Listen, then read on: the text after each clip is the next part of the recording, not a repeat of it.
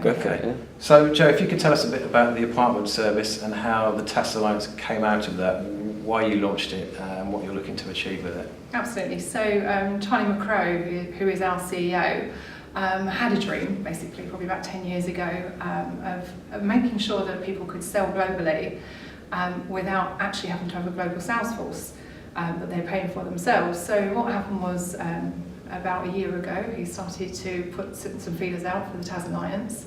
He had a couple of very good providers that came forward and wanted to be part of a global alliance. And in February, we launched the TAS Alliance at the Business Travel Show. Since then, we have had great pickup. There is a lot of interest in buyers.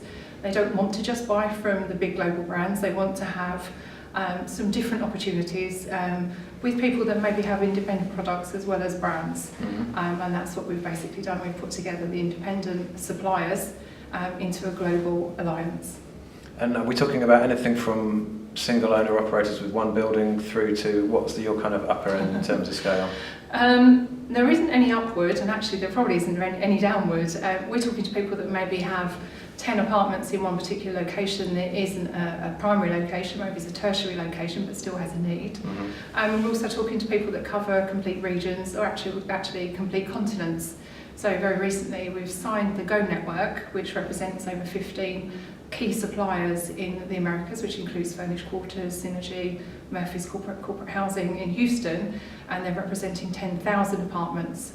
So the growth and the expansion has been pretty amazing for the first 6 months, and will continue after this conference. We've had some amazing meetings. Great. Your typical user, I'm guessing, is on the corporate side, but are you getting leisure users booking through you? It's quite interesting because people only really break the market up into two areas. So they're talking about leisure buyers and corporate buyers. Actually, the market is very, very easily broken up into three because there is a relocation area that really is kind of underutilised in a lot of ways. And that relocation person are the people basically that are staying for 30 nights plus. And that's a market that needs to be targeted probably primarily for anyone that's doing corporate housing versus an apart hotel. Okay, and you're obviously very bullish about the prospects of the sector in Europe. How do you see things progressing in the sector in general terms in the next 3 to 5 years? I do still think it's very fragmented. I do think there's a massive confusion between corporate housing and apart hotels. I do think that we confuse the public and the buyers and the guests by actually not defining and not setting expectations. What is a service department and what is an apart hotel? It is very important to actually provide that information at booking stage and at contracting stage. I think Europe will become more defined, obviously, with what the Service Department Summit's trying to do with defining the sector. I think that's an excellent move. I do think there still needs to be some work done on how that actually is then carried out across the whole of the region.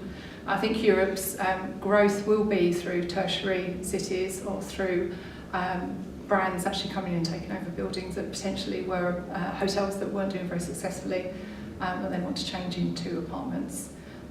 We know that's been in the pipeline for quite a long time, and we know that's potentially coming in the future. Do you think there's going to be a lot more activity in the key markets of change of use, more than building, but we do need to do more in the secondary and tertiary cities, definitely. Wonderful, that's perfect.